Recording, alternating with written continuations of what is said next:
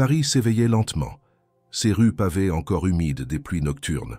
Sur l'avenue Montaigne, les vitrines des grandes maisons de couture scintillaient comme des joyaux dans la lumière pâle du matin. Au 4e étage d'un immeuble haussmannien, dans un appartement luxueux dominé par des dorures et des œuvres d'art contemporain, Camille Lefebvre, 42 ans, frottait discrètement le sol de marbre blanc. Sa silhouette menue glissait entre les meubles sans un bruit, comme une ombre familière. Depuis plus de 20 ans, elle travaillait comme femme de ménage dans des résidences de l'élite parisienne. Elle en connaissait les rituels, les silences polis, les regards fuyants. Mais ici, chez Étienne Morel, c'était pire. Elle n'existait tout simplement pas. Étienne, magnat de l'immobilier, organisait des soirées fastueuses plusieurs fois par an. Lors de ces événements, Camille était chargée de rendre les lieux impeccables avant l'arrivée des invités. Ce matin-là, comme tant d'autres, elle avait commencé à 6 heures. Elle avait pris le métro avant l'aube, changé 2 fois de ligne, traversé la Seine à pied, son sac bien serré contre elle. Arrivée devant le portail de l'immeuble, elle avait salué le concierge d'un hochement de tête avant de gravir les escaliers en silence. Une fois dans l'appartement, elle avait enfilé ses gants en caoutchouc et commencé sa routine, méthodique et sans faille. Dans le salon principal, les restes d'une réunion tardive traînaient encore, verres à moitié vides, cendriers débordants, miettes de canapé sur la moquette. Des voix s'élevaient depuis la cuisine ouverte. 2 jeunes femmes riaient en sirotant leur café, perchées sur des tabourets design. Elles ne regardèrent même pas Camille. Elle, accroupie, nettoyait les joints du carrelage avec une brosse à dents usée, concentrée sur son travail, imperméable aux éclats de rire. Depuis longtemps, elle avait appris à ne pas exister dans ce genre d'environnement. Chaque pièce avait ses exigences. Dans le bureau d'Étienne, elle devait repositionner les stylos selon un alignement précis. Dans la salle de bain des invités, les serviettes devaient être pliées en triangle parfait. Dans la cuisine, tout devait briller. Elle connaissait les manies du maître des lieux mieux que quiconque. Pourtant, jamais, il ne lui avait adressé plus que 2 mots d'affilée.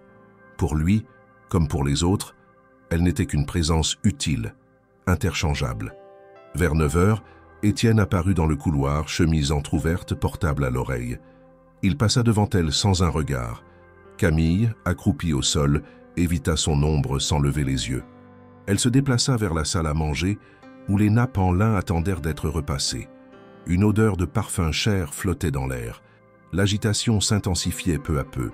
Un traiteur faisait son entrée, un décorateur téléphonait au sujet des lumières, et une assistante passait des commandes à voix haute. Camille se déplaçait entre eux tous comme un fantôme, toujours à l'arrière-plan, toujours effacé. Vers 11 heures, alors qu'elle rangeait les coussins du grand canapé de velours, elle remarqua quelque chose d'inhabituel sur le comptoir de la cuisine. Un objet qui n'était pas là plus tôt. Une enveloppe dorée, élégante, épaisse.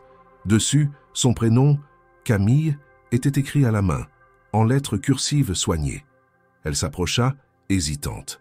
Son nom n'apparaissait jamais nulle part ici. Elle regarda autour d'elle. Personne ne semblait faire attention. Les rires avaient cessé. On entendait désormais de la musique légère provenant du salon. Elle tendit la main vers l'enveloppe, la prit délicatement et la glissa dans sa poche sans l'ouvrir. Une chaleur étrange montait en elle. Pas de l'excitation, plutôt une alerte. Quelque chose ne collait pas. Rien dans cette maison n'était laissé au hasard. Tout était message, tout était calcul. Dans l'après-midi, alors que Camille nettoyait la verrerie dans la salle de réception, elle surprit un éclat de conversation entre 2 employés du traiteur. « Tu l'as vu? Ils l'ont invité pour de vrai ?» Apparemment, c'est Étienne qui a eu l'idée. Un peu d'humour, tu vois. La pauvre, elle ne se doute de rien. Ce sera la blague de la soirée. Camille ne bougea pas. Elle ne montra rien. Elle continua simplement à essuyer un verre en cristal, lentement, avec un chiffon doux, tandis que la vérité s'imposait en silence. Le carton doré n'était pas une erreur, mais une mise en scène. Elle devait être l'objet d'un divertissement cruel, une distraction de riche. Mais au lieu de le jeter ou de le déchirer, Camille attendit la fin de sa journée. Elle finit son service, remit chaque chose à sa place et rangea ses affaires.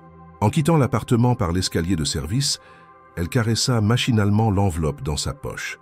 Ce soir-là, dans sa petite chambre du quartier de Belleville, elle s'assit sur son lit, sortit le carton doré et l'ouvrit enfin. L'invitation était réelle, luxueusement imprimée, avec un cachet officiel au nom d'Étienne Morel. Elle regarda longuement les mots « tenue de soirée exigée ». Elle ne pleura pas, elle ne sourit pas non plus. Elle rangea simplement l'invitation dans un tiroir et ferma le tiroir avec douceur. Le lendemain matin, Paris était couverte d'un léger voile gris, comme si le ciel lui-même hésitait à se dévoiler entièrement. Camille se leva à 5 heures, comme à son habitude. Elle s'habilla simplement, noua ses cheveux en un chignon serré et descendit les 3 étages de son immeuble sans bruit, le carton doré dans la poche intérieure de sa veste. Dans le métro, elle sentit les regards absents des autres voyageurs. Elle connaissait cette sensation, celle d'être là sans l'être, transparente dans la foule. Elle serra la main autour de l'enveloppe, toujours intacte. Arrivée à l'avenue Montaigne, elle pénétra dans l'immeuble en saluant brièvement le concierge. Elle monta sans attendre l'ascenseur, comme elle le faisait toujours. Étienne détestait entendre les bruits mécaniques tôt le matin. En entrant dans l'appartement, elle remarqua que l'ambiance y était différente. Les préparatifs de la fête s'accéléraient. Des décorateurs couraient d'une pièce à l'autre, des techniciens installaient un éclairage sophistiqué et l'odeur de fleurs fraîches emplissait l'air. Camille se mit immédiatement au travail, mais un murmure particulier flottait autour d'elle. Les regards furtifs, les chuchotements qu'on interrompait dès qu'elle approchait. Il y avait une tension silencieuse. Personne ne lui disait rien, mais elle percevait tout. Dans la salle de bain des invités, elle retrouva 2 jeunes femmes en train de disposer des produits de luxe sur les étagères. « Elle ne viendra pas vraiment, si ? Tu rigoles ? Elle a ouvert l'invitation. Ils disent qu'elle va venir. » Camille n'eut besoin d'aucune confirmation supplémentaire. Elle comprenait. Elle n'était pas une invitée. Elle était le divertissement, une farce préparée avec soin. Elle savait aussi que les gens comme Étienne Morel ne faisaient rien au hasard. Il avait laissé l'invitation bien en vue, certain qu'elle la trouverait. Le choix du carton doré, l'écriture manuscrite, la formulation élégante, tout cela était pensé pour que la surprise soit complète, l'humiliation soigneusement dosée. Elle termina ses tâches du matin avec un soin encore plus méticuleux que d'habitude. Chaque surface brillait, chaque tissu était lissé, chaque trace effacée. Elle ne montra aucune émotion, pas un mot, pas un froncement de sourcils. Le silence était son armure, et elle la portait à la perfection. À midi, elle quitta l'appartement comme toujours, par l'escalier de service. Mais cette fois, elle ne rentra pas directement chez elle. Elle prit le métro jusqu'à Montmartre. Ce quartier, avec ses ruelles en pente et ses artistes de rue, était un monde à part. Camille y venait rarement. Ce jour-là, elle se dirigea vers une petite boutique presque invisible, à moitié dissimulée derrière une façade envahie de lierre. Une pancarte en bois portait le nom « Chez Amélie, couture et retouche ». Elle poussa la porte. Une clochette tinta faiblement. À l'intérieur, une femme âgée, aux cheveux gris relevés en chignon souple, levait les yeux d'un ouvrage de broderie. Elle portait un tablier beige taché de fils colorés. « Bonjour madame, que puis-je pour vous ?» Camille hésita une seconde, puis sortit l'invitation de sa poche. « J'ai reçu ceci, et j'aimerais une robe. » Amélie prit le carton entre ses mains fines, le lut avec attention, puis leva les yeux vers Camille. Il y avait dans son regard quelque chose d'aigu, de lucide. Une robe pour une fête de ce genre, ce n'est pas rien. Camille acquiesça sans parler. Amélie s'éloigna vers l'arrière-boutique et en revint quelques minutes plus tard avec une housse de tissu épais. Elle l'ouvrit lentement, dévoilant un ancien modèle de robe longue, visiblement oublié mais confectionné avec un savoir-faire indéniable. Le tissu avait perdu un peu de son éclat, mais la coupe était intemporelle. C'était une pièce refusée par une cliente, jamais portée, trop sobre paraît-il. Elle n'a jamais compris que l'élégance n'a rien à voir avec l'exubérance. Camille effleura le tissu. Elle hocha la tête. « Je ne veux pas être remarquée. Je veux qu'il voie pour une fois ce qu'il ne regarde jamais. » Amélie sourit légèrement. « Cela, je peux vous aider à le faire. » Elles commencèrent à travailler dès cet après-midi-là. Camille revenait tous les soirs après son service, discrètement, sans en parler à personne. Amélie retouchait la robe, ajustait les coutures, choisissait les détails avec une précision presque militaire. Les 2 femmes ne parlaient pas beaucoup, mais une complicité s'était installée entre elles. Il y avait dans chaque geste une solidarité silencieuse. Camille racontait par bribes son histoire, son enfance en banlieue parisienne, la mort soudaine de sa mère, l'abandon de ses études pour subvenir aux besoins de ses 2 jeunes frères. Elle avait travaillé dans des hôtels, des bureaux, des appartements, toujours dans l'ombre. Jamais personne ne lui avait demandé qui elle était, ce qu'elle pensait. Amélie écoutait en cousant. Elle aussi venait d'un monde où les femmes apprenaient très jeunes à se taire. Une semaine avant la fête, alors que la robe prenait sa forme définitive, un incident se produisit. Un jeune employé de la maison Morel, chargé de la logistique de la soirée, suivit Camille discrètement à sa sortie du travail. Il la vit entrer dans la boutique. Le lendemain, la rumeur se propagea comme une traînée de poudre parmi les équipes d'organisation. Le bruit arriva jusqu'aux oreilles d'Étienne. Il était dans son bureau, en pleine réunion, quand son assistante personnelle lui glissa à l'oreille « Il paraît qu'elle va vraiment venir, et pas dans n'importe quelle tenue. » Un rictus ironique étira les lèvres d'Étienne. Il se leva, traversa la pièce et se posta devant la baie vitrée. « Très bien. Elle veut jouer à ce jeu?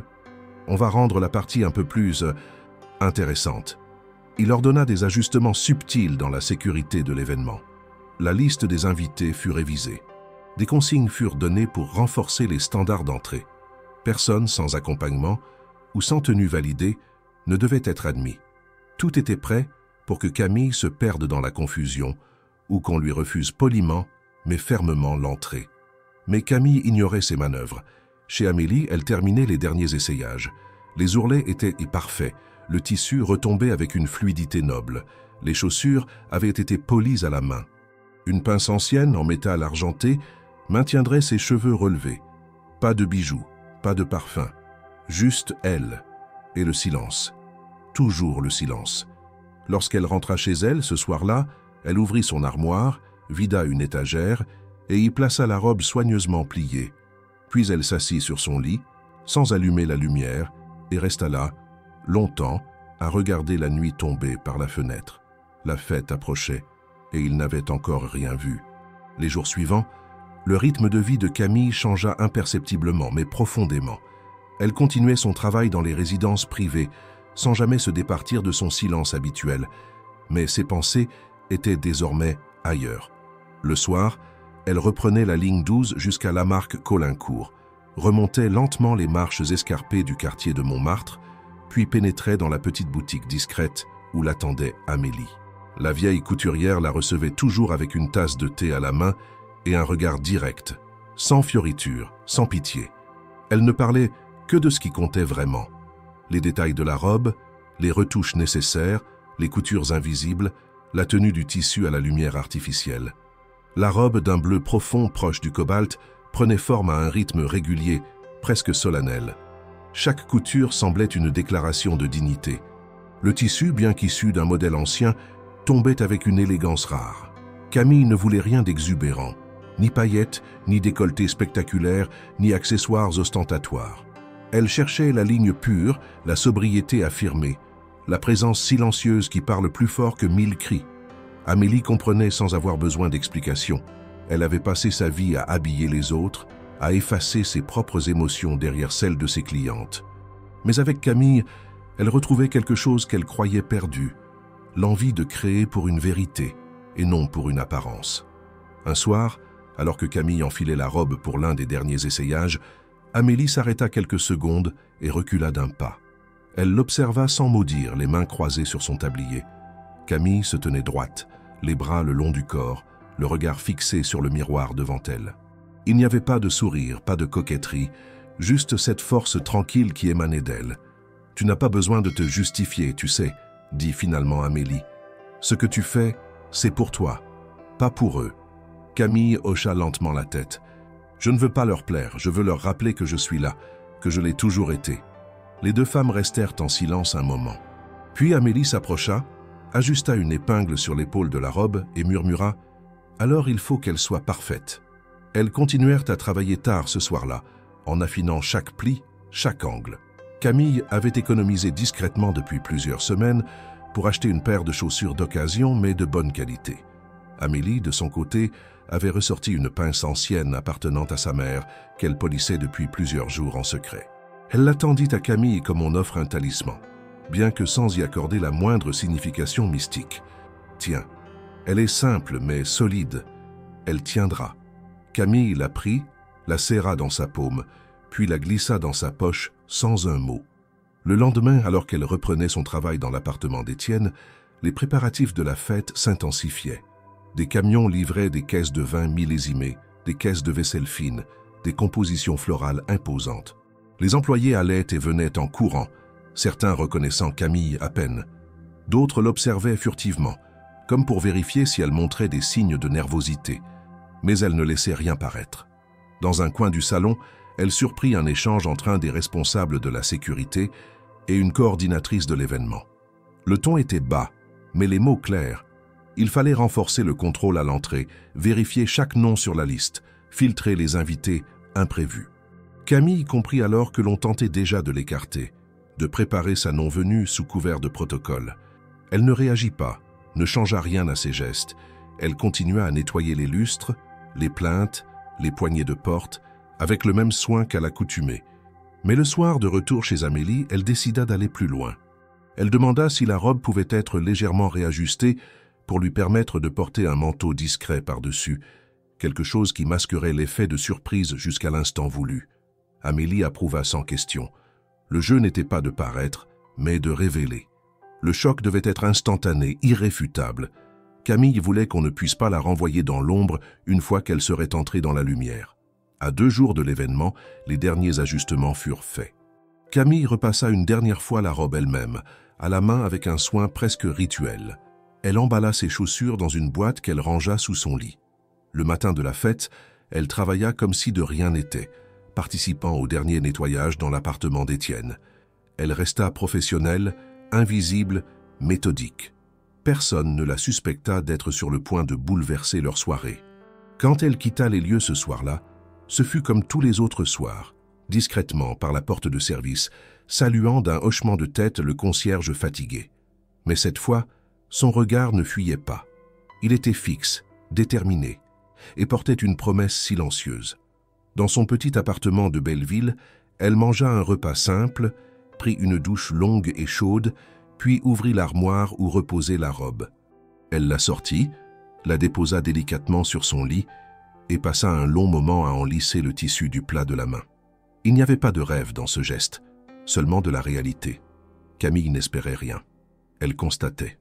À 20 heures, elle s'habilla lentement, s'attachant les cheveux avec la pince offerte par Amélie, ajustant les manches de la robe, puis enfilant le manteau sombre qui couvrait sa tenue. Elle ne portait ni sac à main, ni téléphone visible. Un simple portefeuille et l'invitation soigneusement conservée suffisaient. Avant de quitter l'appartement, elle jeta un dernier coup d'œil dans le miroir. Ce qu'elle vit ne la surprit pas. Ce n'était pas une autre femme. C'était toujours elle, Camille Lefebvre. Mais cette fois, le monde n'aurait pas d'autre choix que de la voir. Dans la rue, les lampadaires diffusaient une lumière douce et dorée. La ville bruissait de vie, comme à chaque soirée parisienne. Des taxis glissaient sur l'asphalte humide, des rires s'échappaient des bistrots. Camille appela un VTC réservé sous un autre nom. Le trajet jusqu'à l'avenue Montaigne fut silencieux. À l'approche de l'immeuble, elle vit déjà les invités affluents, les flashs des photographes crépités à l'entrée, les tenues brillantes, les sourires troublants. Elle descendit de la voiture et avança d'un pas calme vers l'entrée principale. Personne ne prêta attention à elle d'abord. Elle était encore sous le manteau, encore dans l'ombre, mais la suite allait tout changer. Elle s'approcha des agents de sécurité, tendit son invitation et attendit. Le nom inscrit dessus était le sien, et il était temps qu'on l'entende. À l'approche de la soirée tant attendue, les préparatifs dans la résidence d'Étienne Morel atteignaient un niveau d'effervescence presque hystérique. Des dizaines d'employés défilaient dans les pièces immaculées de l'appartement, réglant les moindres détails. Les compositions florales étaient repositionnées centimètre par centimètre, les nappes repassées à même les tables, les verres cristallins inspectés sous la lumière pour repérer la moindre trace.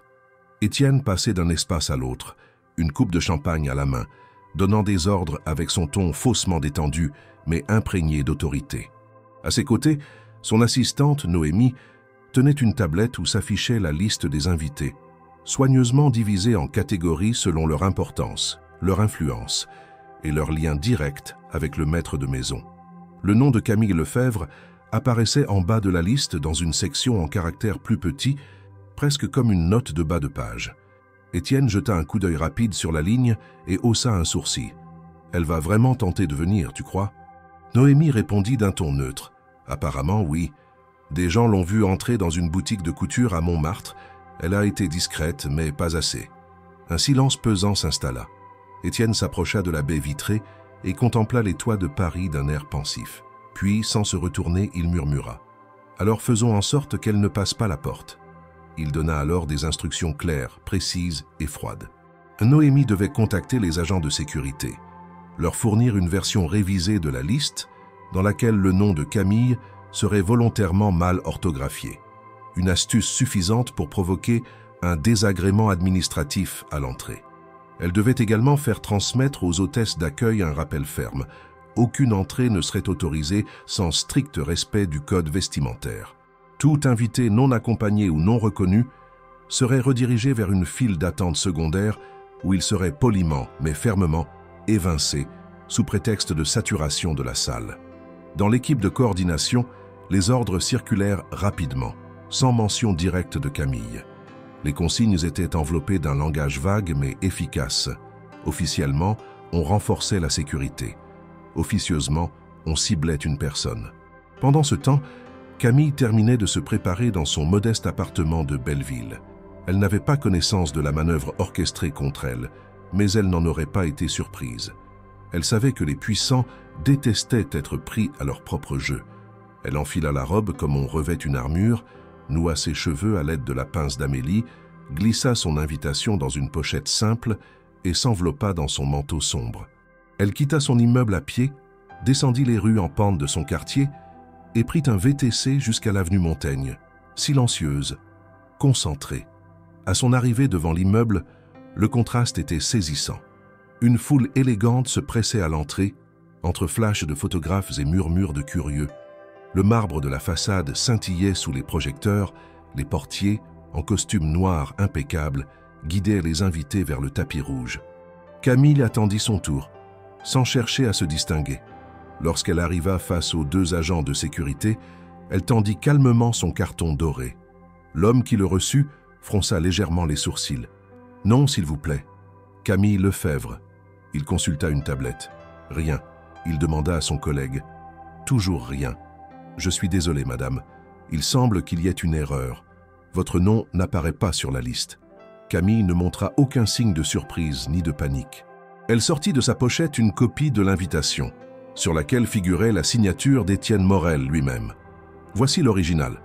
Les deux agents échangèrent un regard, puis appelèrent une hôtesse. Celle-ci arriva rapidement, prit le carton, l'examina attentivement et commença à faire défiler les noms sur sa propre tablette. Elle chercha sous Lefebvre, Lefebvre, Lefebvre, même Camille. Toujours rien. Le ton restait courtois, mais la pression montait. « Je suis désolé, madame. » Vous comprenez, c'est une soirée très privée. Peut-être s'agit-il d'un malentendu. Camille, toujours calme, sortit alors son téléphone et afficha un message envoyé par Noémie elle-même, reçu quelques jours plus tôt, qui confirmait la réception de son acceptation au carton d'invitation. Le message était sans équivoque. L'hôtesse, un instant déstabilisée, comprit qu'il ne s'agissait pas d'une erreur classique. Elle appela Noémie en personne. À l'étage, Noémie reçut l'appel alors qu'elle ajustait une pièce de décoration florale dans le salon principal. Elle répondit d'une voix agacée. « Elle est là ? Très bien. Laissez-la entrer. » Étienne, non loin d'elle, l'entendit. Il se figea un instant, leva les yeux, puis détourna le regard vers un groupe d'invités qui l'accueillaient à grand renfort de sourires. Il n'ajouta rien. Le piège avait échoué. Camille entra. Sous son manteau, elle était encore invisible. Mais dès qu'elle passa les portes vitrées et remit son invitation à l'un des valets de l'entrée, elle dégrafa les boutons de son manteau, le plia sur son bras et avança dans le grand hall principal. La robe bleu cobalt se dévoila dans toute sa simplicité éclatante. Le tissu captait la lumière d'une manière subtile, soulignant la silhouette droite de la femme qui marchait, droite, lente et résolue. Un silence étrange se fit, imperceptible d'abord, puis évident. Les conversations s'estompèrent, les regards se tournèrent. Quelque chose venait de rompre l'harmonie feinte de la soirée. Les visages se tournaient vers cette femme inconnue, élégante, qui avançait seule, sans sourire, sans prétention, mais avec une présence implacable. Personne ne la reconnaissait, ou plutôt, personne ne voulait croire ce qu'il voyait. Camille ne s'arrêta pas. Elle traversa la foule comme on traverse un mur invisible. Les regards s'accrochaient à elle, les chuchotements s'élevaient. Un homme au bar interrompit son geste en versant du champagne. Une femme, en train de prendre un selfie, baissa soudain son téléphone. Tout dans sa démarche indiquait qu'elle ne cherchait pas à attirer l'attention, mais qu'elle refusait de s'en excuser. Étienne, posté près du piano, conversait avec un groupe de notables. Lorsqu'il vit la silhouette apparaître dans l'encadrement du hall, il perdit un instant le fil de sa phrase. Son regard resta fixé sur elle, sa coupe de champagne suspendue entre ses doigts. Il toussa légèrement, tenta de reprendre contenance, mais ses yeux ne quittaient plus la scène. Camille venait de faire ce que personne n'aurait osé, franchir la ligne invisible que le monde d'Étienne croyait infranchissable. Elle venait de rétablir l'équilibre. L'air dans le grand salon était chargé de parfums luxueux, de conversations en cascade et de rires soigneusement dosés. Le parquet brillait sous les pieds des invités, les lustres de cristal renvoyaient une lumière chaude, et les coupes de champagne étaient distribuées comme des trophées invisibles dans les mains des femmes vêtues de soie et des hommes en smoking. Chaque regard était tourné vers les autres, dans une chorégraphie sociale millimétrée où chacun occupait sa place avec une précision presque clinique. La fête battait son plein, rythmée par une musique douce interprétée par un petit ensemble de musiciens postés près du balcon. Et puis, elle entra. Camille Lefebvre, droite comme un fil tendu, franchit le seuil du salon avec un calme qui tranchait violemment avec l'effervescence ambiante. Sans un mot, sans un sourire, sans chercher les regards, elle avança. Son manteau était plié sur son bras, révélant enfin sa robe bleu cobalt dans toute sa simplicité éclatante. Pas de broderies excessives, pas de bijoux brillants, seulement un tissu noble, une coupe parfaite et une allure irréprochable. Ses cheveux relevés avec précision dégageaient son visage, dont l'expression neutre contrastait avec l'exagération esthétique de la soirée.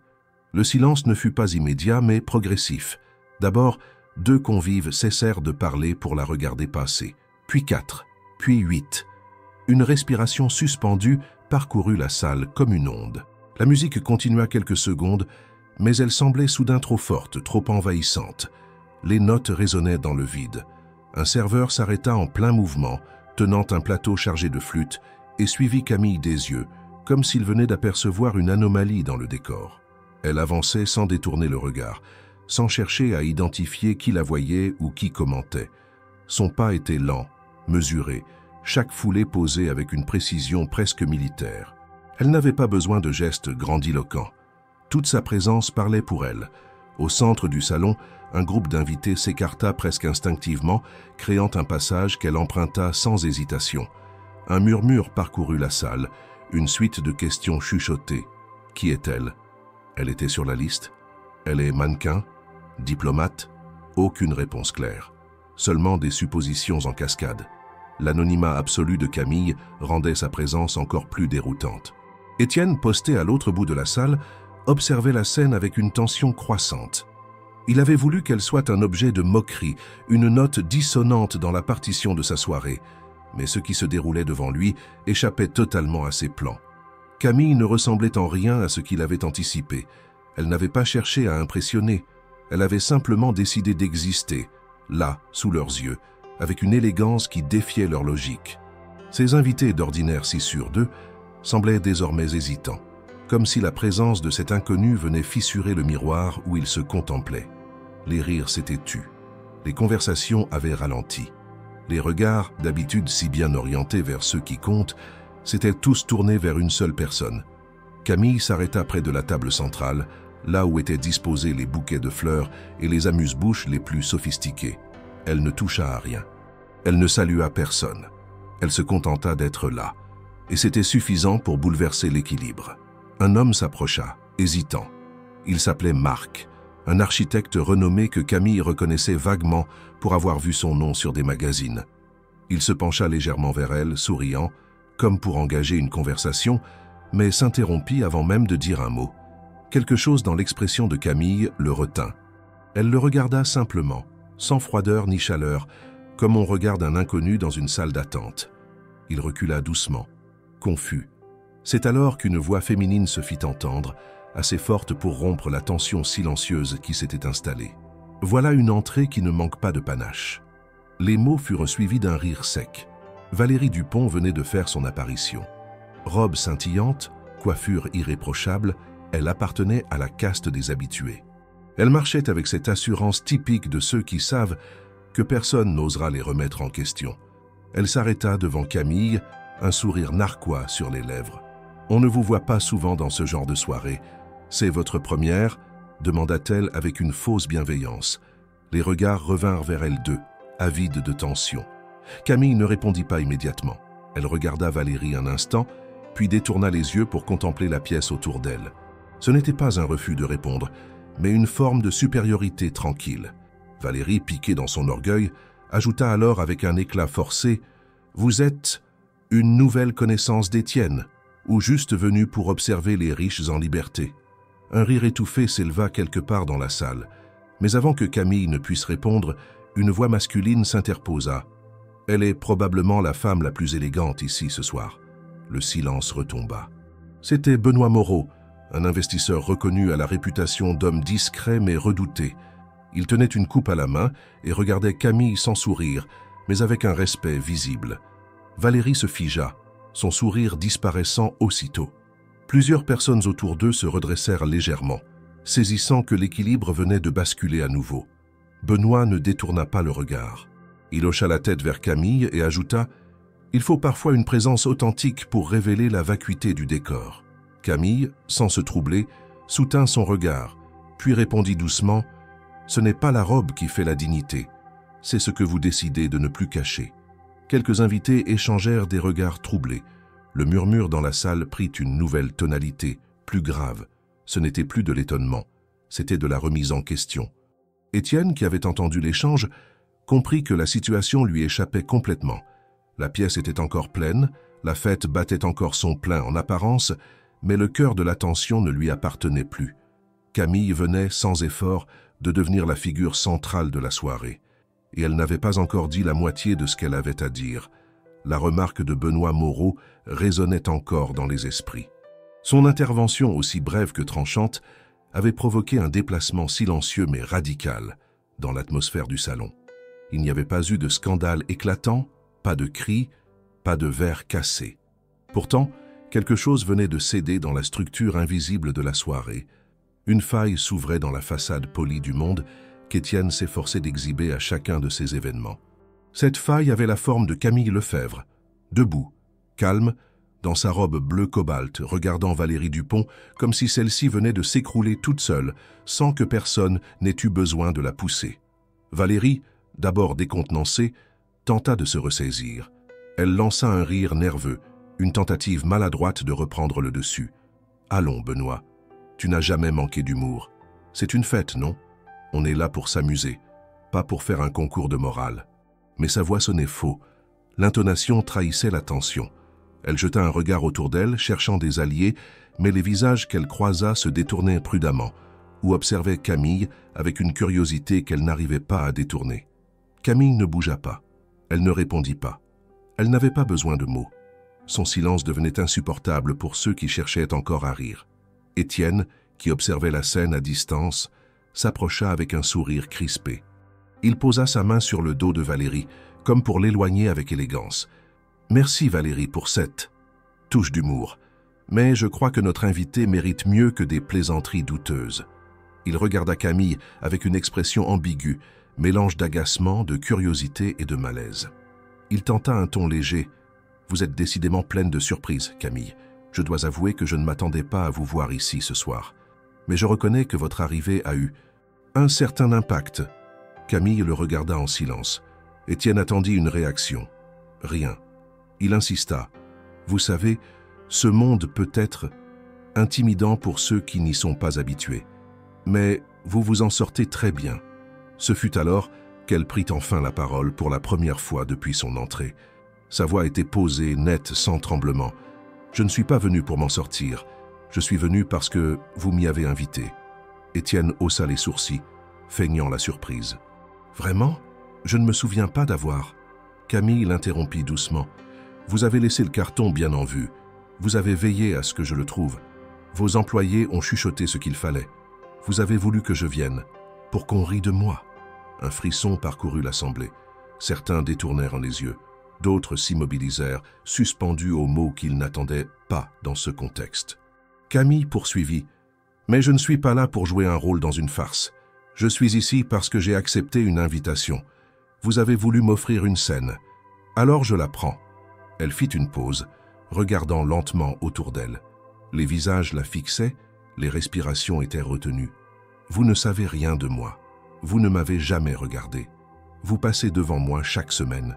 Je suis celle qui nettoie les sols sous vos pieds, celle qui range les verres que vous brisez, celle que vous croisez sans voir. » Elle désigna l'appartement d'un geste ample. « Et pourtant, je connais chaque centimètre de cet endroit. Mieux que vous. » Un silence épais s'abattit sur la pièce.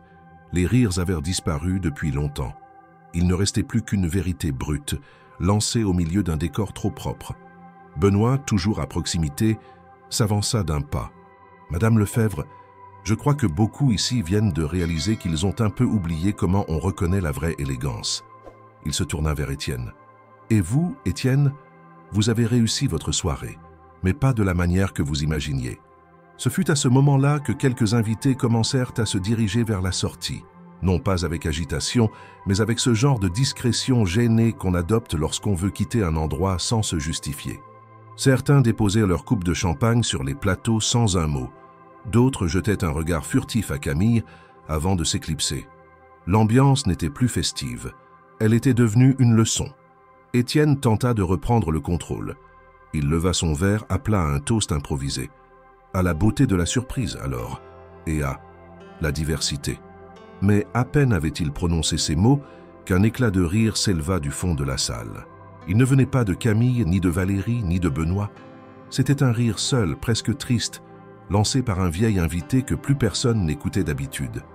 Il secoua la tête. « Diversité. Tu ne sais même pas ce que ça veut dire, Étienne.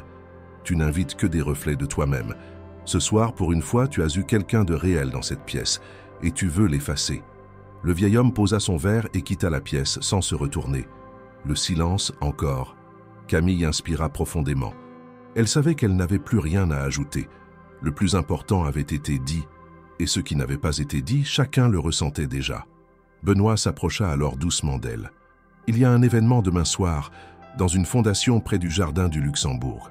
Moins de champagne, plus de substance. Vous accepteriez de venir ?» Camille le regarda un instant surprise, puis elle répondit calmement « J'y réfléchirai. » Il lui tendit une carte, qu'elle prit sans hâte. Pendant ce temps, Étienne restait figé, comme incapable d'intervenir. Tout lui échappait. Le scénario qu'il avait voulu écrire pour cette soirée s'était inversé. Camille n'était pas devenue le divertissement. Elle était devenue le centre, non par exubérance, mais par intégrité. Elle n'avait pas conquis la salle, elle l'avait révélée. Et dans un coin, un homme tenait discrètement son téléphone. Il avait tout filmé. L'entrée, le silence, les mots de Camille, la réaction des invités, le malaise d'Étienne. Il ne pensait pas publier. Pas encore. Mais il savait que ce qu'il tenait là, dans ce court enregistrement, n'était pas seulement un moment de tension mondaine, c'était autre chose. Une vérité qui allait sortir du salon pour toucher bien au-delà. Après la scène du salon, le reste de la soirée bascula dans une atmosphère étrange, presque irréelle. Les musiciens, restés figés un long moment, reprirent timidement leurs morceaux en sourdine. Les conversations se firent rares, ponctuées de silences inconfortables. Certains invités, mal à l'aise, tentèrent de relancer l'animation en se regroupant autour du buffet ou du bar. Mais l'élan festif avait définitivement disparu. Camille, quant à elle, ne chercha ni à s'éclipser, ni à prolonger la confrontation. Elle resta là, droite, à la même place, observant les gens sans les fixer, présente sans chercher à dominer. Un jeune homme s'approcha timidement d'elle. Il portait un costume trop grand et une nervosité palpable. « Madame Lefebvre, excusez-moi. Je voulais juste vous dire, c'était très fort, ce que vous avez dit. » Camille le remercia d'un simple mouvement de tête. Il poursuivit, les mots hésitants. « Vous avez étudié la littérature, c'est ça ?» Camille fut surprise. Ce détail, elle ne l'avait mentionné à personne depuis des années. Elle le regarda plus attentivement. Il devait avoir à peine 25 ans. « Oui, à la Sorbonne, il y a longtemps. » La réponse fut brève, mais suffisante pour éveiller la curiosité autour d'eux. D'autres invités commencèrent à s'approcher. Pas ceux qui brillaient le plus fort, mais ceux qui avaient écouté en silence. Ils posèrent des questions simples, sincères. Camille répondit, sans chercher à impressionner. Elle raconta brièvement son parcours, sans emphase ni dramaturgie. Elle avait grandi dans le 20e arrondissement de Paris, quartier populaire, mais jamais misérable. Son père était ouvrier, sa mère femme de chambre dans un hôtel. Elle avait toujours aimé les livres. C'est dans les rayons de la bibliothèque municipale de Ménilmontant qu'elle avait découvert les grands auteurs. À 18 ans, elle avait obtenu une bourse pour étudier à la Sorbonne. Elle se souvenait encore de la première fois où elle avait traversé le jardin du Luxembourg pour rejoindre les cours de littérature comparée. Elle portait un manteau râpé et un sac trop lourd, mais elle marchait la tête haute, convaincue qu'elle avait sa place parmi ceux qui lisaient, qui écrivaient, qui débattaient. Mais tout s'était arrêté brutalement l'année de ses 21 ans. Sa mère, atteinte d'un cancer fulgurant, était morte en 3 mois. Son père, dévasté, sombra dans un mutisme dont il ne sortit jamais. Camille abandonna l'université pour s'occuper de ses 2 frères cadets. Elle trouva rapidement du travail comme employée d'entretien. Ce devait être temporaire. Ce le fut pendant 22 ans. Les invités qui l'écoutaient semblaient de plus en plus troublés. Les uns après les autres, ils comprenaient que cette femme qu'ils avaient toujours ignorée appartenait au même monde qu'eux, par la culture, par l'intelligence, par l'expérience, mais qu'ils l'avaient tenue à distance par habitude, par confort, par aveuglement. Une femme élégante mais modeste confia à voix basse « J'ai une sœur qui a dû arrêter ses études pour les mêmes raisons. On pense toujours que ces choses n'arrivent qu'aux autres. » Camille la regarda, hocha la tête doucement. Elles arrivent à tout le monde, mais tout le monde ne revient pas. Autour d'elle, un cercle s'était formé. Plus personne ne riait, plus personne ne se moquait. Une autre invitée, jusqu'alors silencieuse, prit la parole. Elle dit « Je crois que je n'ai jamais parlé plus de 3 mots à la femme qui fait le ménage dans mon immeuble, et je la vois tous les jours. » Le silence qui suivit cette phrase n'avait plus rien de gênant. Il était chargé de réflexion. Camille, loin de chercher à moraliser, répondit simplement « Ce n'est pas une question de pitié. Ce n'est pas non plus une question de mérite. C'est une question de regard. On ne veut pas voir certaines personnes parce que leur présence nous rappelle ce qu'on préfère oublier. » Étienne, qui avait observé la scène à distance, sentit que le contrôle lui échappait définitivement. Il avait bâti son image sur la domination silencieuse, sur le pouvoir de choisir qui entre, qui reste, qui sort. Ce soir-là, son autorité vacillait sous les mots simples d'une femme qu'il n'avait jamais pris la peine de connaître. Il tenta un geste de reconquête. Il s'approcha du groupe, feignant l'aisance, tenant une nouvelle coupe de champagne. Il lança à voix haute, avec un sourire, « Eh bien, Camille, vous êtes la révélation de la soirée. Une vraie conteuse. Je suis presque jaloux de l'attention que vous suscitez. » Personne ne répondit. Il insista. « Et dire que vous avez tout ce talent caché. Dans mes propres murs. » Camille se tourna lentement vers lui. Elle n'éleva pas la voix, ne changea pas de ton. « Ce n'est pas un talent, c'est juste ma vie. Vous n'avez jamais demandé. Vous avez toujours supposé. » Étienne, pris de court, recula d'un demi-pas. Les invités autour de lui l'observaient désormais avec une distance nouvelle. Il n'était plus le centre. Il était devenu un homme de pouvoir pris à son propre jeu, un architecte de mascarade confronté à une vérité qu'il n'avait pas anticipée. Benoît, resté en retrait, intervint à nouveau, d'une voix posée. « Ce que vous avez fait, Camille, ce n'est pas juste parler. Vous avez forcé cette pièce à voir. C'est beaucoup plus que ce que certains d'entre nous ont fait en toute une vie. » Camille se sentit légèrement vaciller, pas par émotion, mais parce qu'elle mesurait soudain l'impact de ce moment. Elle n'avait pas cherché à bouleverser un ordre établi. Elle avait simplement accepté une invitation. Mais cette acceptation, dans le contexte où elle évoluait, suffisait à ébranler des certitudes. Plusieurs invités, désormais attentifs, posaient des questions concrètes. Une jeune femme, journaliste culturelle, proposa timidement « Avez-vous jamais pensé à écrire votre histoire ?» Camille haussa les épaules. « Non, je n'en ai jamais eu le temps, et personne n'aurait lu. » La jeune femme insista « Je pense que beaucoup aimeraient la lire maintenant. » À ces mots, un mouvement de Benoît attira l'attention. Il sortit une carte professionnelle de sa poche et la tendit à Camille. « Si vous décidez un jour de la raconter, je peux vous mettre en relation avec des gens qui savent écouter. » Camille prit la carte, non pas avec empressement, mais avec le respect dû à un geste sincère. Elle ne dit ni oui, ni non. Elle la glissa dans sa pochette, comme on range une pièce dans un puzzle qu'on n'a pas encore décidé de compléter. La soirée, peu à peu, reprit un semblant de mouvement. Mais ce n'était plus la même fête. Rien ne pouvait redevenir comme avant. Le centre de gravité avait changé. Le regard que l'on portait sur la pièce, sur les convives, sur soi-même, n'était plus tout à fait le même. Et Camille, sans avoir cherché à s'imposer, venait d'ébranler une façade vieille de plusieurs décennies. Simplement en racontant ce que personne n'avait pris le temps d'entendre. Dans les heures qui suivirent l'intervention de Camille, l'ambiance dans l'appartement d'Étienne devint irrévocablement étrange. Si les conversations avaient repris, elles s'étaient teintées d'une prudence nouvelle. Les mots semblaient désormais filtrés, choisis avec soin, et les rires, lorsqu'ils surgissaient, portaient la trace d'un malaise non formulé. On n'osait plus parler trop fort, ni trop légèrement. Même les serveurs, qui jusque-là passaient inaperçus, étaient regardés différemment par certains invités. Le décor restait somptueux, la lumière tamisée, les mets exquis, mais quelque chose d'essentiel avait été fissuré. Étienne, quant à lui, tentait de maintenir les apparences. Il continuait à circuler parmi les groupes, saluant ici, plaisantant là, serrant quelques mains. Mais son regard, lorsqu'il croisait celui de Camille, se détournait à peine, effleuré. Il savait que son plan avait échoué, mais refusait d'en montrer les conséquences. Son orgueil ne pouvait tolérer qu'il ait été pris à son propre jeu. L'idée que Camille soit devenue, malgré lui, la voix centrale de sa soirée le rongeait en silence. Il lui fallait reprendre la scène.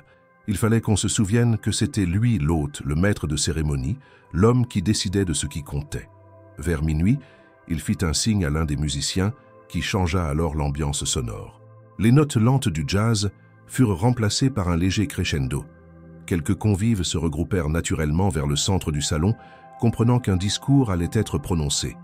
C'était un rituel dans les soirées d'Étienne. Toujours quelques mots bien placés pour flatter ses partenaires, rappeler son influence, affirmer sa supériorité avec élégance. Il monta sur une petite estrade, située près du piano à queue. Il tenait une flûte de champagne, la leva légèrement et fit signe à l'assistance de se rapprocher. Une cinquantaine de personnes s'agglutinèrent devant lui, les autres restèrent en retrait, observant la scène à distance. Camille, elle, ne bougea pas. Elle restait là où elle était depuis 1 heure, proche d'une bibliothèque murale, entourée de quelques invités encore en conversation avec elle. Étienne commença, son ton toujours affable, mais son regard était froid. « Mes chers amis, je tenais à vous remercier d'avoir répondu si nombreux à mon invitation ce soir. Cette soirée est, comme toujours, une occasion de se retrouver, de partager, d'ouvrir quelques bouteilles exceptionnelles et de s'émerveiller des surprises de la vie parisienne. » Quelques rires polis lui répondirent. Il continua les yeux fixés vers le fond de la salle. « Il arrive que certaines surprises nous prennent de court, qu'un élément inattendu entre dans notre tableau bien réglé. Mais n'est-ce pas là le sel de l'existence ?» La tension monta d'un cran. Il n'avait cité aucun nom, mais tous savaient de quoi, ou plutôt de qui, il parlait. Parfois, ceux qui nous entourent depuis des années sans jamais s'imposer finissent par sortir de l'ombre, et cela peut être touchant, émouvant même, voir quelqu'un franchir une barrière invisible, se redresser et parler avec autant de passion. C'est remarquable. Les regards commencèrent à se tourner à nouveau vers Camille. Elle restait immobile, le visage neutre. Étienne poursuivit, « Mais il ne faudrait pas non plus oublier que nous sommes ici pour célébrer, pour nous détendre, et que cette soirée n'est pas un tribunal, ni une salle de classe. Nous avons tous nos histoires, nos blessures, nos efforts invisibles. Il ne suffit pas de parler fort pour avoir raison. » Un murmure de désapprobation se fit entendre. Le ton du discours venait de franchir une ligne. Certains invités se regardèrent, incertains. Benoît, posté près du buffet, fronça les sourcils. Il posa sa coupe et croisa les bras. Étienne, lui, poursuivait, convaincu que l'ironie rétablirait sa domination. Il est facile parfois de prendre la lumière quelques instants, surtout quand elle ne nous est pas destinée. Mais il faut aussi savoir rester à sa place. La phrase tomba comme une lame. Cette fois, le silence fut total. Même la musique, réduite à un fond discret, sembla se figer. Camille leva lentement les yeux vers l'estrade. Elle ne dit rien, elle n'avait pas besoin, car les autres autour d'elle commencèrent à réagir. Une femme dans le groupe central lâcha « C'est indigne ». Un homme plus âgé ajouta « Ce n'est pas un discours, c'est une humiliation déguisée ». Benoît quitta sa place et s'avança sans hésiter. Il monta sur l'estrade, se posta à côté d'Étienne, saisit le micro de ses mains et déclara d'un ton ferme « Merci, Étienne. Je crois que tu as dit suffisamment de choses ce soir. » Puis, se tournant vers l'assistance, « J'aimerais proposer un nouveau toast à Camille Lefebvre, pour son courage, pour sa dignité, pour sa clarté. Il y a bien longtemps qu'on n'avait pas entendu quelque chose de vrai entre ces murs. » Les applaudissements jaillirent spontanément. Ils n'étaient pas bruyants, mais francs, nets. Un par un, des invités levèrent leurs verres en direction de Camille. Elle, toujours debout, sentit sa gorge se nouer, mais elle resta droite. Elle acquiesça lentement, en silence. Étienne, lui, était figé. Son visage trahissait l'humiliation. Il venait de perdre le contrôle. Il avait tenté de reprendre la narration, mais le récit lui avait échappé définitivement. Un peu plus loin, un jeune homme, téléphone en main, venait de poster une courte vidéo sur les réseaux sociaux. La séquence montrait Camille, debout, le regard droit, tandis que la voix d'Étienne prononçait ces mots perfides. La vidéo était brève, mais suffisante. En moins de 15 minutes, elle avait déjà été partagée plusieurs centaines de fois. En 1 heure, elle atteindrait des dizaines de milliers de vues. La vérité venait de sortir de l'appartement, et Camille n'avait encore rien demandé. Ce sont les autres qui, désormais, parlaient pour elle. Le lendemain matin, Paris ne parlait plus seulement des Champs-Élysées ou des vitrines illuminées. Le scandale de la veille résonnait dans les salons feutrés, dans les cafés de quartier et même au sein des employés de l'appartement d'Étienne Morel. Une courte vidéo, tournée au moment où Camille Lefebvre avançait dans la pièce principale de la fête, venait d'être partagée sur les réseaux sociaux. L'image d'elle, immobile dans sa robe bleu cobalt, face au groupe d'invités surpris, avait été publiée sans l'accord des protagonistes. Les commentaires affluent déjà. Qui est cette femme? Est-ce le pouvoir invisible enfin révélé? Pauvre Étienne. Quelques heures plus tard, cette séquence avait été vue des dizaines de milliers de fois, partagée, likée, commentée. Un effet de vague qui allait bien au-delà du cercle parisien. Dans les médias en ligne, des titres apparaissaient « La femme de ménage, la star d'un soir » ou « Une présence invisible désormais visible ». Certains articles décrivaient l'événement comme une sorte de mini-révolution sociale, un coup de projecteur sur la dignité oubliée de ceux qui servent mais ne sont jamais vus. Dans les forums de discussion, les réactions allaient de l'admiration à la colère. Admiration pour Camille, colère contre ceux qui l'avaient sous-estimée. L'élite de la fête semblait soudain fragile, exposée. Cet emballement n'était pas seulement moral, mais aussi professionnel. Parmi les invités, certains se sentaient mis à nu, comme si la façade qu'ils entretenaient depuis des années venait d'être fissurée. Des noms de maisons de luxe furent cités sur les réseaux comme représentants d'un monde déconnecté. Des mots-clés tels que privilège, invisibilité, humilité circulaient. Et pour Camille, tout changeait. Elle reçut vers midi un message de Benoît Moreau, l'investisseur influent qu'elle avait croisé la veille. Il la félicitait, offrait une carte de contact. Il n'y avait pas d'arrière-forme, simplement une reconnaissance. Ce geste, pourtant discret, était l'amorce d'un nouveau chapitre. Toutefois, l'onde de choc ne resta pas limitée au cercle privé. Le lendemain, une journaliste d'un magazine culturel parisien publia un article intitulé « Quand on nettoie les traces, l'on voit aussi l'histoire ». Elle y relatait des extraits du cérémonial que Camille avait accepté silencieusement. Sa préparation, ses pas dans l'appartement, son chemin jusqu'à la soirée. L'article évoquait aussi les réactions postées en ligne. Des jeunes femmes disaient s'être senties vues, des employés de l'ombre parlaient pour la première fois de leur travail comme d'une fierté. Des articles similaires surgirent sur des plateformes d'emploi. Le travail invisible qui mérite d'être visible. Le hashtag SIG, voire ceux qui veulent en être vus, commença à circuler, utilisé par des employés de maisons privées, des femmes de ménage, des concierges, mais aussi des collaborateurs de grandes entreprises. Étienne, lui, reçut soudain des appels, des conseillers en communication, des attachés de presse, des consultants. Son événement, au lieu d'être une fête privée, était devenu un cas d'étude. On lui demandait si la diffusion de cette vidéo était prévue, si le moment Camille avait été scénarisé. Sa réponse, un silence mesuré. Mais le silence ne calmait pas les ondes. Une ébauche de crise se profilait. Sa réputation, faite de luxe, d'apparence et de contrôle, vacillait. L'un de ses partenaires, une marque de champagne présente à l'entrée de la soirée, demanda une réunion d'urgence. Le discours du lendemain matin consistait à repositionner l'image de marque, car l'image de marque avait été remise en question par ce simple geste, laisser entrer, accepter, être vu. Dans les couloirs des grandes sociétés de nettoyage de Paris, le sujet aussi devint une discussion. Pourquoi ne pas faire un événement où les équipes de maintenance sont mises à l'honneur, proposait-on. Parce qu'on ne les voit jamais, disait un responsable, mais ce sont elles qui font fonctionner ces lieux. Le simple geste de reconnaître quelqu'un, de lui donner une voix, avait généré un effet domino. Des entreprises annonçaient déjà des programmes internes de valorisation du travail invisible. Camille, dans tout cela, restait étonnamment sereine. Elle ne cherchait pas les projecteurs. Elle attendait, réfléchissait. Elle lisait les articles, regardait les commentaires. Elle répondit à l'unique interview qu'on lui proposa. Un entretien court, dans un journal de banlieue. Elle y parla de dignité, de respect, de ce qu'il y a d'humain derrière un tablier ou une robe. Elle conclut ainsi. « On ne m'a pas invité pour une blague. Je suis venu pour montrer que le sol sur lequel on marche mérite qu'on le remarque. » Le phénomène prit une dimension sociétale. Dans les semaines suivantes, des émissions de radio orientaient leurs débats sur l'événement. Le luxe et l'invisibilité, qui tient les foyers parisiens quand on ne les voit pas. Des podcasts interrogeaient la verticalité des classes.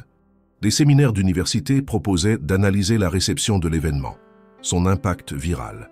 Une étude de réseaux sociaux déclarait que le post original avait atteint un taux d'engagement 3 fois supérieur à ce que les contenus similaires produisaient, révélant un appétit pour des récits de dignité plus que pour la dénonciation simple. Aux yeux de beaucoup, l'invitation d'un employé d'entretien à un événement de haut luxe et sa prise de parole presque informelle avaient créé un code nouveau, celui d'être vu sans artifice, d'être entendu sans performance. Pour le monde de l'événementiel et du luxe, c'était un signal fort. Le public ne se contente plus de l'apparence, de l'éclat. Il commence à exiger de la vérité. Et pour ceux qui restent dans l'ombre, c'était un encouragement. Le travail, l'intégrité, l'histoire personnelle pouvaient devenir des récits puissants, non pas malgré l'invisibilité, mais parce qu'ils portaient un témoignage. Camille avait franchi un seuil, et chacun savait désormais qu'il avait assisté à ce franchissement. L'impact se poursuivrait. L'invitation non révélée, la transformation silencieuse, le moment suspendu où le sol marbré s'était illuminé, tout cela resterait un repère. Les gens parleraient encore de ce soir, recommenceraient à vérifier les gens derrière les décors, les attentions derrière les sourires, les invisibles derrière les lustres. Camille ne cherchait pas la reconnaissance, elle cherchait seulement d'être vue. Et à présent, elle l'était.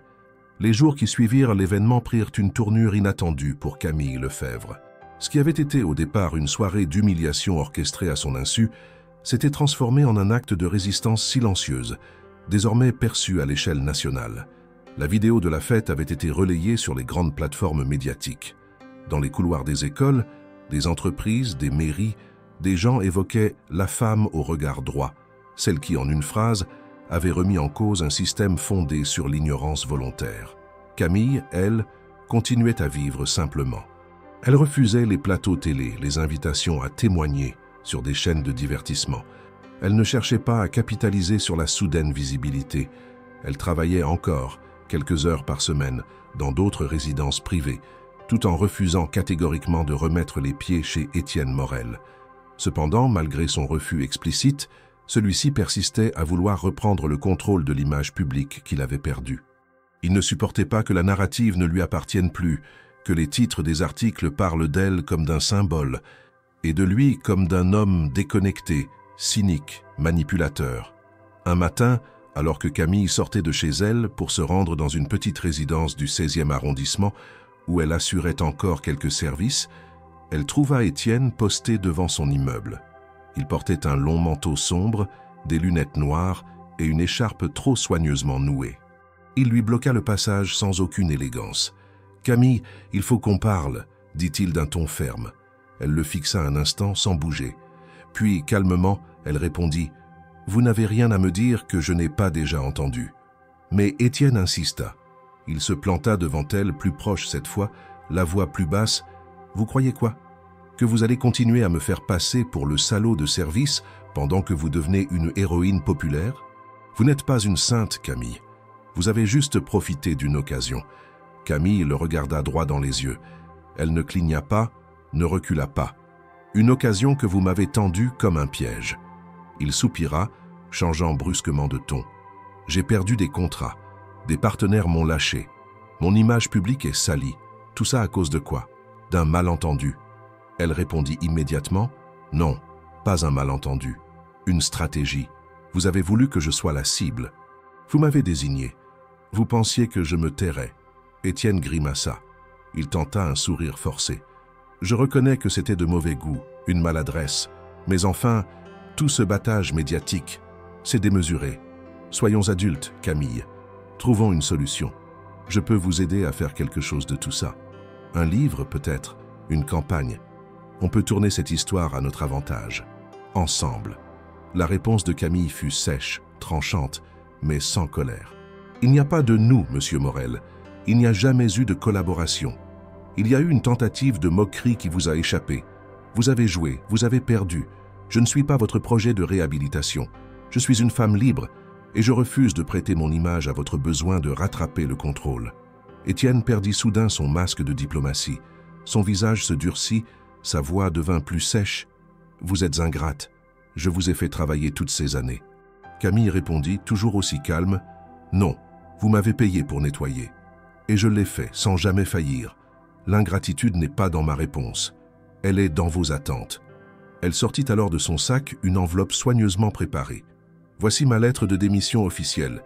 Il vous reste encore des clés de l'ancien appartement. Vous pouvez les remettre à l'agence. » Étienne prit l'enveloppe sans un mot. Camille poursuivit. « Je vous remercie pour les années passées. Pas parce qu'elles furent heureuses, mais parce qu'elles m'ont appris à voir. Et maintenant que je vois, je choisis à qui je consacre mon temps. » Elle passa à côté de lui et continua son chemin. Étienne resta là, immobile, l'enveloppe dans la main, spectateur de sa propre défaite. Dans l'après-midi de ce même jour, Camille reçut un courriel inattendu. Une maison d'édition parisienne de renom lui proposait un rendez-vous. L'objet du message était simple. « Votre histoire mérite d'être racontée, et pas seulement la vôtre. » Le message précisait que la maison était prête à travailler avec elle sur un projet d'ouvrage qui ne serait pas un simple récit personnel, mais une collection de témoignages, ceux de femmes et d'hommes invisibles, qui vivaient à Paris, qui travaillaient dans les coulisses, qui servaient, nettoyaient, réparaient, mais dont personne ne prononçait jamais le nom. Camille resta longtemps devant l'écran. Elle ne répondit pas tout de suite. Elle réfléchit. Elle pensait à Amélie, la couturière de Montmartre, à Benoît, qui lui avait tendu sa carte sans insister. Elle pensait à ses frères, devenus adultes, qu'elle voyait peu mais qui l'avaient toujours soutenue. Elle pensa aussi aux visages anonymes croisés chaque jour dans les couloirs d'immeubles, les ascenseurs, les cages d'escalier. Ce livre, ce ne serait pas pour elle. Ce serait pour tous ceux que personne n'entend, mais que chacun voit sans regarder. Elle ferma son ordinateur, se leva, ouvrit la fenêtre. L'air parisien était froid, mais sec. Elle inspira profondément. Elle savait que ce n'était pas la fin de l'histoire. C'était peut-être même le début de quelque chose d'autre. Mais ce qui était certain, c'est que ce matin-là, pour la première fois depuis longtemps, elle n'était pas seulement celle qui passait. Elle était celle qu'on attendait. La réponse de Camille ne se fit pas attendre. 2 jours après avoir reçu le message de la maison d'édition, elle se rendit dans leur bureau, situé dans un immeuble discret du quartier de Saint-Germain-des-Prés. L'intérieur était sobre, élégant, sans prétention. Murs blancs, meubles en bois clair, étagères pleines de manuscrits annotés. On l'accueillit avec respect, sans excès, comme on reçoit une personne qui n'a pas encore dit oui, mais dont la parole compte. Elle fut reçue par Claire Dussault, éditrice senior, une femme d'une 50aine d'années, posée, attentive, qui avait suivi les répercussions de la soirée d'Étienne avec un intérêt professionnel, mais aussi humain. Elle n'avait pas été présente à l'événement, mais elle avait lu chaque ligne publiée depuis, visionné les vidéos, écouté les commentaires, et senti qu'il y avait là quelque chose de plus profond qu'un simple fait divers mondain. Assise face à face, Claire et Camille échangèrent longuement. Camille ne parlait pas beaucoup, mais lorsqu'elle le faisait, chaque mot était choisi. Claire, elle, écoutait, notait parfois, mais sans précipitation. Elle expliqua que la maison souhaitait publier un ouvrage basé sur la trajectoire de Camille, mais pas sous une forme traditionnelle. Il ne s'agirait ni d'un récit larmoyant, ni d'un coup éditorial. Ce serait une œuvre collective, portée par Camille, mais donnant voix à d'autres, femmes de ménage, concierges, aides-soignants, livreurs, cuisiniers de l'ombre, gardiens de nuit. Tous ces travailleurs invisibles que la société croise chaque jour sans jamais vraiment entendre. Camille posa une condition immédiate. Elle ne voulait pas que son nom seul soit mis en avant. Elle acceptait d'ouvrir le livre avec son témoignage, de raconter son parcours, mais le cœur de l'ouvrage devait être choral. Elle voulait que chaque voix y trouve une place entière. Claire accepta sans discuter. Mieux, elle s'enthousiasma. Elle proposa à Camille de participer à la sélection des récits, de les coéditer, de réfléchir à leur structure. Loin d'une simple source d'inspiration, elle deviendrait coautrice à part entière. De retour chez elle, Camille téléphona à Amélie, la couturière, qui fut l'une des premières à croire en elle sans rien demander en retour. Elle lui parla du projet, de la proposition, de l'idée de collecter des récits réels, profonds, sans artifice. Amélie, émue, proposa aussitôt de l'aider à contacter d'anciennes collègues, des voisines, des femmes croisées dans les marchés, les laveries, les transports. Des vies trop pleines pour faire du bruit mais prêtes à être racontées. Camille passa les semaines suivantes à écouter. Elle alla à la rencontre de ces invisibles. Une auxiliaire de vie algérienne installée à Paris depuis 20 ans, un veilleur de nuit haïtien, une femme de ménage qui travaillait dans les bureaux du ministère de la Culture, mais n'avait jamais mis un pied dans une galerie. Chaque récit était une traversée, chaque voix un territoire. Camille ne cherchait pas à embellir. Elle voulait la vérité, brute, directe, avec ses silences, ses efforts, ses sacrifices, mais aussi ses moments de dignité, de résistance, de beauté inattendue. Peu à peu, un manuscrit prit forme. Claire, fidèle à son engagement, laissait à Camille la main sur l'agencement des textes. Ensemble, elles choisirent un ton, sobre, honnête, sans phare. Le livre ne porterait pas de titre prétentieux. Il s'intitulerait simplement « Ceux que vous ne voyez pas ». Une couverture sans photo, un fond gris ardoise, un lettrage discret. Quand l'ébauche fut prête, Benoît, qui suivait le projet à distance depuis le premier jour, proposa d'en financer une partie. Non pas pour se mettre en avant, mais pour garantir une première impression suffisante, permettre une diffusion large, dans les librairies, les bibliothèques, les associations, les centres sociaux. Il refusa que son nom figure en couverture. Camille accepta, mais insista pour qu'un chapitre lui soit dédié, celui où il avait prononcé dans un salon trop brillant la première parole publique de reconnaissance. Le jour où les premiers exemplaires sortirent de l'imprimerie, Camille en reçut un colis dans sa boîte aux lettres. Elle ouvrit lentement la boîte en carton et découvrit le livre. Elle le tourna dans ses mains comme on regarde une chose qu'on n'aurait jamais imaginé tenir. Elle ne ressentit pas de fierté, pas de triomphe. Elle ressentit un poids, celui de l'engagement. Désormais, sa parole appartenait aux autres autant qu'à elle-même. Elle alla rendre visite à Amélie le soir même. Ensemble, elles feuilletèrent les pages dans l'atelier de couture. Amélie, qui n'aimait pas parler d'elle, s'était finalement laissée convaincre de figurer dans le recueil. Son chapitre s'intitulait « Les mains qui tiennent ». Elle le lut en silence, sans commentaire. Puis elle referma le livre, le posa à côté d'elle et dit simplement « Il faudra en imprimer d'autres ». Dans les jours qui suivirent, des extraits du livre commencèrent à circuler en ligne. Les lecteurs étaient frappés non par des phrases chocs, mais par la force tranquille des récits. Les critiques littéraires y voyaient un témoignage nécessaire, une œuvre de transparence sociale. Des lycées commencèrent à commander des exemplaires pour leur bibliothèque. Des maisons de quartier organisèrent des lectures. Et un jour, le nom de Camille Lefebvre fut proposé comme intervenante pour un débat à la Sorbonne dans le cadre d'un cycle intitulé « Littérature et vérité sociale ». Elle hésita longtemps. Elle n'y avait pas remis les pieds depuis sa jeunesse. Revenir comme invitée lui semblait presque absurde. Mais elle accepta, à la condition que d'autres voix du livre l'accompagnent. Ce ne serait pas une conférence, mais une conversation. Elle ne voulait pas de scène, pas de projecteur. Juste un cercle de chaises et du temps pour écouter. Et ce jour-là, dans une salle discrète de l'université, Entourée d'étudiants, de bibliothécaires, de lecteurs et de travailleurs du quotidien, Camille comprit que quelque chose avait changé. Non seulement pour elle, mais pour les autres. Ce qu'on avait voulu utiliser comme moquerie s'était transformé en outil de transmission. Et cette transmission, elle venait à peine de commencer. Le lancement officiel de l'ouvrage « Ceux que vous ne voyez pas » eut lieu dans une petite salle polyvalente du Marais, sobrement décorée, éloignée des circuits habituels des soirées littéraires parisiennes. L'équipe éditoriale avait voulu éviter les salons tapageurs, les réceptions bourgeoises ou les hôtels de luxe. Le choix du lieu reflétait l'essence du livre, un espace accessible, accueillant, où chacun pouvait entrer sans se sentir jugé. Les chaises en cercle, les tables de bois nus, les lampes à lumière chaude créaient une atmosphère de parole libre, de reconnaissance partagée. Camille arriva en avance, vêtue simplement, les cheveux attachés comme à son habitude. Elle portait dans un sac une pile d'exemplaires du livre, dont les pages portèrent les marques d'innombrables lectures et relectures.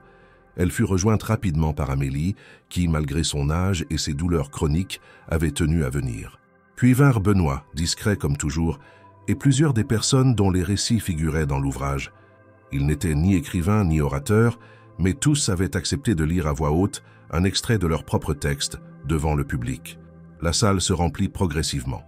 Des étudiants, des bibliothécaires, des lecteurs anonymes, des membres d'associations, quelques journalistes littéraires venus sentir l'ambiance, mais surtout des gens ordinaires, curieux, venus par bouche à oreille. Parmi eux, un visage inattendu attira l'attention de Camille. Assis au fond de la salle, seul, se trouvait un homme qu'elle reconnut immédiatement, Luc, l'un de ses anciens camarades de faculté, rencontrés durant ses premières années à la Sorbonne. À l'époque, ils avaient partagé des lectures, des cafés, des débats passionnés sur Hugo, Camus, Yourcenar. Mais Luc avait disparu de sa vie au moment où elle avait quitté les bancs de l'université. Il n'avait pas cherché à la retrouver et elle n'avait jamais tendu la main. Aujourd'hui, il était là, plus âgé, les cheveux grisonnants, mais le regard toujours aussi vif. Après les premières lectures, lors d'une pause, il s'approcha d'elle. « Camille », dit-il simplement. Elle hocha la tête sans sourire. Il poursuivit, le ton bas. « J'ai lu ton texte. J'ai reconnu ton style dès la première page. Tu écrivais comme ça, déjà, à 20 ans. Je suis désolé de ne pas avoir été là quand tu es parti. » Elle le regarda longuement. « Tu n'avais pas à l'être. J'ai disparu volontairement. Il fallait que je tienne une promesse. » Il comprit. Pas besoin de détails. Il dit encore, « Ce que tu as fait là, ce que vous avez tous fait, c'est important. Ça va rester. » Camille répondit sans emphase, « Ce n'est pas pour rester, c'est pour circuler. » Le moment ne fut pas larmoyant, ni sentimental, mais il marquait une forme de réconciliation silencieuse, un pont tendu entre un passé suspendu et un présent résolu. Plus tard, alors que les lectures reprenaient, un autre moment fort s'imposa. Les deux frères de Camille, Thomas et Julien, qu'elle n'avait pas vus depuis plusieurs mois, arrivèrent ensemble. Ils s'étaient installés dans d'autres villes, occupés à construire leur propre vie. Mais ils avaient suivi toute l'histoire, depuis le soir de la fête jusqu'à la publication du livre. Et ils tenaient à être présents. Ils s'avancèrent vers elle, chacun avec un exemplaire du livre à la main. Thomas prit la parole pour la première fois devant un public. Il déclara simplement « Nous sommes ici pour dire que cette femme, notre sœur, n'a jamais cessé de nous protéger, même quand elle s'est tue. Elle s'est sacrifiée pour nous, mais elle ne nous a jamais fait sentir qu'elle l'avait fait à contre-cœur. Elle a tout donné, sans jamais rien demander. Aujourd'hui, c'est à notre tour de la remercier. » Julien ajouta plus ému encore, « Le monde voit aujourd'hui la femme forte qu'elle est, mais pour nous, elle a toujours été cela. C'est juste qu'elle ne se mettait jamais en lumière. » Les applaudissements ne furent pas bruyants, mais sincères. Camille, les yeux humides, se leva pour les serrer tous les deux dans ses bras. Elle ne parla pas. Elle n'en avait pas besoin. Le lien était intact. Au fil de la soirée, des dizaines de personnes s'approchèrent d'elle. Certaines lui racontèrent leur propre parcours, leur mère femme de ménage, leur père concierge, leurs enfants qui avaient réussi malgré tout. D'autres simplement lui dirent merci. Pas pour le récit, mais pour le droit qu'elle avait ouvert, celui de parler sans chercher à séduire, d'exister sans chercher à plaire. Le dernier moment fort eut lieu lorsque Claire, l'éditrice, prit la parole. Elle rappela que le livre allait être réédité. que les droits seraient partagés entre les auteurs et que les bénéfices seraient partiellement reversés à un fonds de soutien pour les travailleurs précaires du secteur domestique. Elle annonça aussi que le livre allait être traduit en plusieurs langues, à la demande de maisons étrangères. Enfin, comme un écho à la robe bleu cobalt qui avait marqué les esprits lors de la fameuse soirée, Amélie avait confectionné un nouveau modèle, cette fois inspiré par les lignes simples de la première, mais conçu à partir de tissus donnés par les femmes ayant participé au projet. Un patchwork subtil, élégant, discret. Elle l'offrit à Camille à la fin de la soirée, sans discours, simplement en la prenant à part. « Celle-là, c'est pour les jours où tu devras encore te tenir droite, même si tu n'en as pas envie, » dit-elle. Camille la remercia, le cœur serré. Ce vêtement ne serait pas une armure, mais un prolongement de ce qu'elle avait construit. Quand elle rentra chez elle ce soir-là, épuisée mais calme, elle posa le livre sur sa table, la nouvelle robe sur une chaise et s'assit un moment face à sa fenêtre. Paris brillait au loin, mais ce n'était plus la même ville. Elle n'était plus la même femme. Ce qu'elle avait cru enterrer, ses études, sa voix, son pouvoir de rassembler, était revenu non pas comme un triomphe, mais comme une reconnaissance tranquille. Elle n'avait jamais voulu prouver quoi que ce soit, mais désormais personne ne pouvait plus prétendre ne pas l'avoir vue. La soirée de lancement de Ceux que vous ne voyez pas avait marqué un tournant discret mais profond dans la trajectoire de Camille. Ce n'était pas une consécration ni une apothéose. Ce fut, au contraire, un moment d'équilibre retrouvé, de lien renoué, de reconnaissance rendue à sa juste mesure. Mais alors que tout semblait s'installer dans une forme de stabilité nouvelle, un dernier épisode inattendu allait encore modifier l'histoire. Quelques jours après l'événement, alors qu'elle sortait d'un entretien avec une association de soutien aux travailleurs précaires, à laquelle elle avait proposé de reverser une partie des droits d'auteur du livre, Camille reçut un message sur son téléphone. L'expéditeur lui était familier, bien qu'elle ne l'eût jamais enregistré dans ses contacts, Valérie Dupont. Elle ne répondit pas immédiatement. Elle resta un moment à contempler le message, une simple phrase. « Puis-je vous voir en privé si vous acceptez ? Je vous dois des mots que je n'ai pas su dire. » Il n'y avait ni signature explicite, ni justification. Juste ce ton inhabituellement nu. Camille hésita, puis accepta. Elle proposa un lieu neutre, un petit salon de thé discret dans le 12e arrondissement, loin des boutiques de luxe, loin de l'avenue Montaigne, loin des cercles où Valérie évoluait d'ordinaire. Elle ne s'attendait à rien de particulier. Elle ne cherchait pas d'excuses. Elle voulait simplement fermer proprement une porte restée entr'ouverte. Valérie arriva à l'heure dite. Elle ne portait ni maquillage outrancier, ni robe tape à l'œil.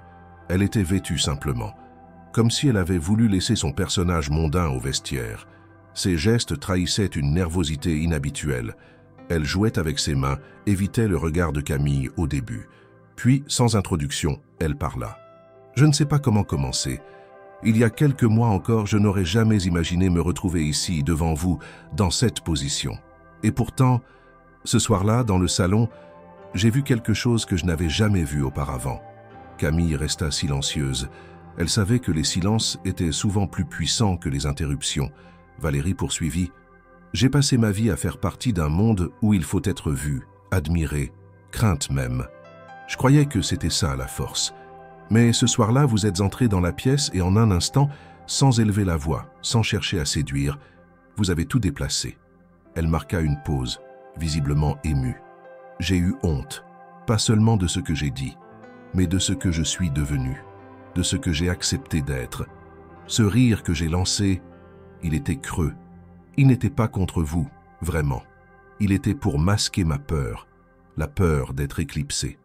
La peur qu'on me voit comme je suis. » Camille, toujours calme, répondit sans sévérité. « Vous n'êtes pas obligé de me dire tout cela. Je n'attends pas d'aveu. » Mais Valérie insista. « Je ne le dis pas pour être pardonné. Je le dis parce que je n'ai jamais appris à reconnaître mes erreurs à voix haute. Et je ne veux pas continuer comme ça. J'ai déjà commencé à changer certaines choses. J'ai repris contact avec ma sœur, que j'ignorais depuis des années, parce qu'elle avait choisi une autre vie que la mienne. J'ai licencié l'agence qui me fournissait des femmes de ménage sans contrat. Et j'ai pris un engagement personnel. Chaque mois, je consacre du temps dans une association d'alphabétisation.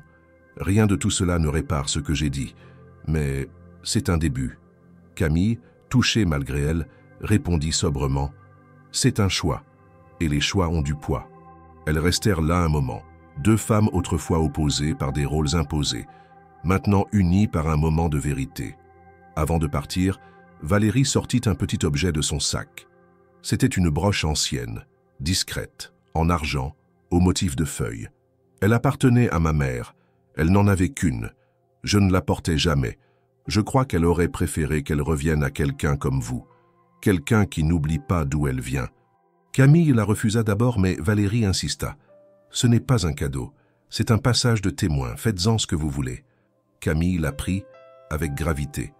Quelques jours plus tard, lors d'une nouvelle rencontre organisée dans une école du 19e arrondissement pour parler du livre, Camille porta la broche à son col. Elle n'en fit aucun commentaire. Elle n'avait pas besoin. Ce n'était pas un trophée. C'était un marqueur de chemin parcouru. La dernière intervention de la journée vint d'un adolescent, visiblement ému. Il avait lu le chapitre où Camille racontait son départ de l'université, la mort de sa mère, son choix de travailler. Il leva la main et demanda « Si vous aviez eu la chance de continuer vos études, vous auriez fait quoi ?» Camille réfléchit un instant. Puis elle répondit « J'aurais sans doute étudié la littérature jusqu'au bout. J'aurais voulu enseigner. Mais je ne regrette rien. Parce que ce que j'ai appris dans le silence, dans le travail, dans les couloirs qu'on ne regarde pas, m'a donné une voix que je n'aurais jamais eue autrement. » L'adolescent hocha la tête et, dans un geste spontané, il ajouta « Vous enseignez déjà ». Cette phrase simple et sans prétention resta en suspension dans la salle. Camille sourit, doucement.